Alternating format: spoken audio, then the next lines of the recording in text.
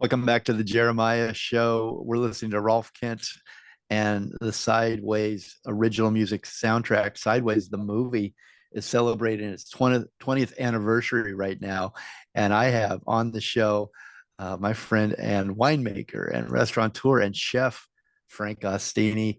If you remember in the movie Sideways, the Hitching Post was featured and also the Pinot Noir and the wine.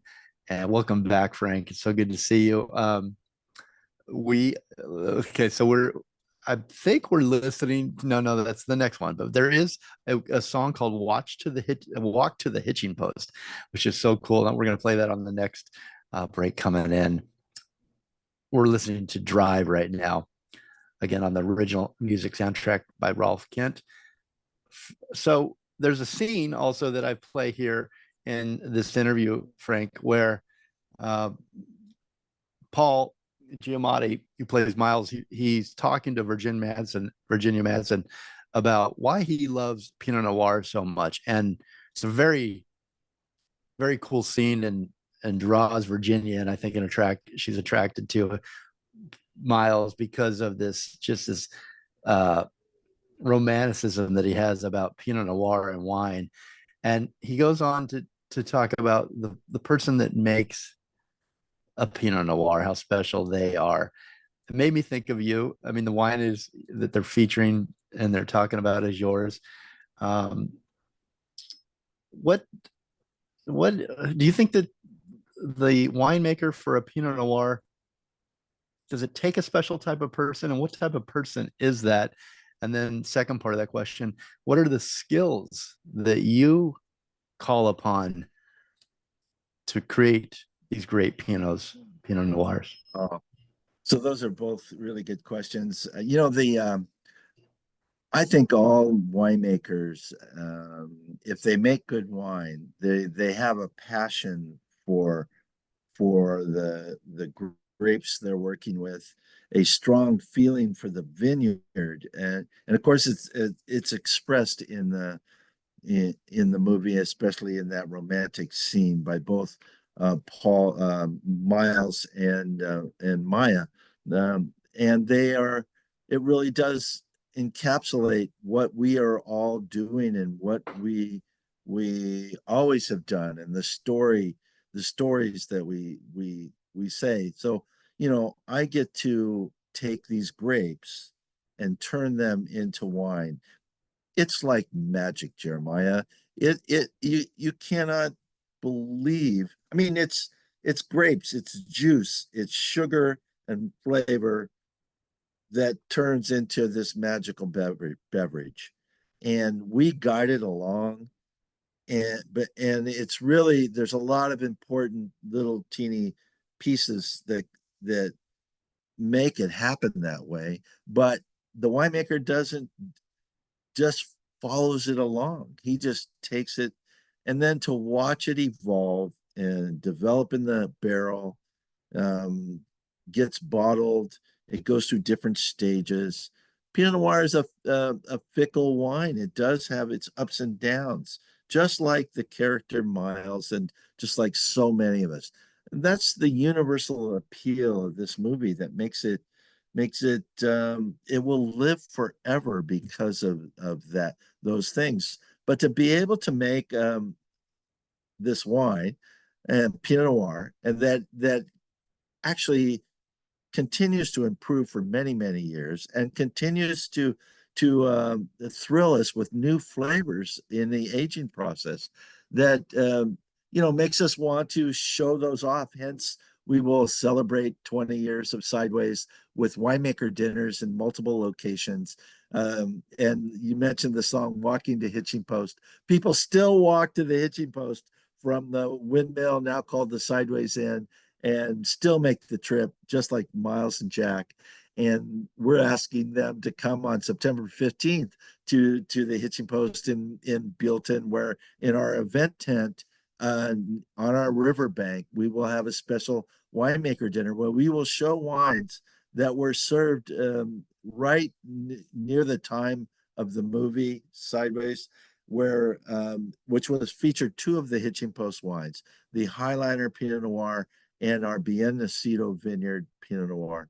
And we will show new versions of those wines from now and old versions that were made in 2000 or 2001 or 2003, that we might even show the 2003 that Virginia and Sandra O were punching down in our winery before they filmed the movie. So the the wine, the the wines that they were punching down are still good in bottle. And we had them at the 10-year anniversary. We'll have them at the 20-year anniversary. It is so we're doing Hitching Post food, multi-course foods matched to wines, and we'll have these new Pinot Noirs, which we think the best wines we ever made are being made now. Because I think every year we get a little bit better. We're 40 years into winemaking, and this is still have a lot to learn, but it mostly intuitive thinking from all the wines we've made. We can now know how the grapes taste, the flavor of the grapes, what that will make into wine. But it's all the grapes and the growers, so we celebrate that every time we open a bottle, and we'll be opening lots of them for these winemaker dinners. Frank, so you're a chef also. You're a chef and you're a winemaker. You have respect for ingredients, I imagine. You have a love for the grape and for the ingredients that you cook. Would that be a true statement? And they say when you're a chef, you've got to leave everything at the door and give love and put love into the food. Does the same go for winemaking? Put love in the grape and the wine. Totally convinced that the passion that we have translates into the bottle of wine, into the wines that we make. And of course, it does that with the food that we create every night. We get to do something extremely special, Jeremiah. We present food to people. We make them feel good inside. We make them smile. And then we pour them a glass of wine, and they taste it and they're happy. And it's an emotional experience for us to do it and for the people to receive it on the other side. There's no doubt that the emotion, the love, the passion that we all have for what we do, it gets into the bottle of wine. It gets on your plate of food. And that's the secret to this business. We're convinced that, for instance, to make wine, it's a once-a-year event, and it's like the World Series, and we're coming up to it. We're testing grapes already for this season. We'll be making wine over the next 6 weeks. Me and my partner Gray, we're convinced we will live forever as long as we can look forward to the next vintage. That's how much fun it is to do this. I mean, it's hard work. We work so hard, but it is not like work. It's like a pleasure. It's glorious to get to do what we do.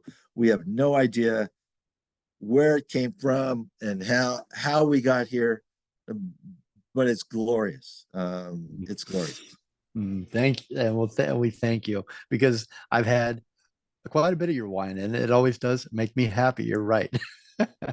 And when something can make you happy these days, embrace it, right? Embrace that, and celebrate that. And that is why I think wine is one of and has been since there have been human beings, wine has been something that we've all turned to for celebration and for appreciation for life. Okay, so we're going to take our last break, Frank, and then I'll let you get back to wherever you're going today, the vineyards or the kitchen. But maybe one word answered for both of these, and then we'll take the break. What's the temperament that you need to have, the best quality that you need to have as a winemaker? Patience. Okay, I like that. And as for a chef? Intensity. concentration. I mean, a million things. Which do you Attention like? to detail. Which do you prefer? I bet they both serve you both well at certain times. Sometimes you want to be intense and you got that passion and you want to get there in that fire of the kitchen. That there's just nothing like that adrenaline rush in those kitchens, especially a busy one like yours. But then you probably love to get to the winemaking as well sometimes, right? Walk the vineyard and smell the earth and taste the grapes and feel the sunshine. Walking the vineyards is the best, Jeremiah. It's nature. You're out there. It's calm. It's you and the grapes and nature. It is the places we get to hang out. You wouldn't believe how glorious it is. And they call it work. You know, there's a lot of work being done, and we work hard, but we love it so much it doesn't seem like work. Chef and winemaker Frank Ostini, owner of Hitching Post 2, and he's also partners with winemaker Gray Hartley of the Hitching Post Wines in Buellton, California. He's been my special guest today, and they're in partnership with Searchlight Pictures, excuse me, for the movie Sideways. They're also working with La Paloma Cafe Santa Barbara, the Taste of the San Ynez Valley, CIA at Copia, Napa, and the Jar, Los Angeles. Again, they're all celebrating the 20th anniversary of the Oscar-winning movie Sideways. You can find out more and about each event at sideways.hitchingpost2.com. We'll be right back. We're going to take you to break right now with Rolf Kent, composer of the Sideways music soundtrack. We're going out with I'm not drinking any Merlot blank. And we're coming back in with Walk to Hitching Post. Walk to Hitching Post, maybe my favorite one on the whole soundtrack. We'll be right back.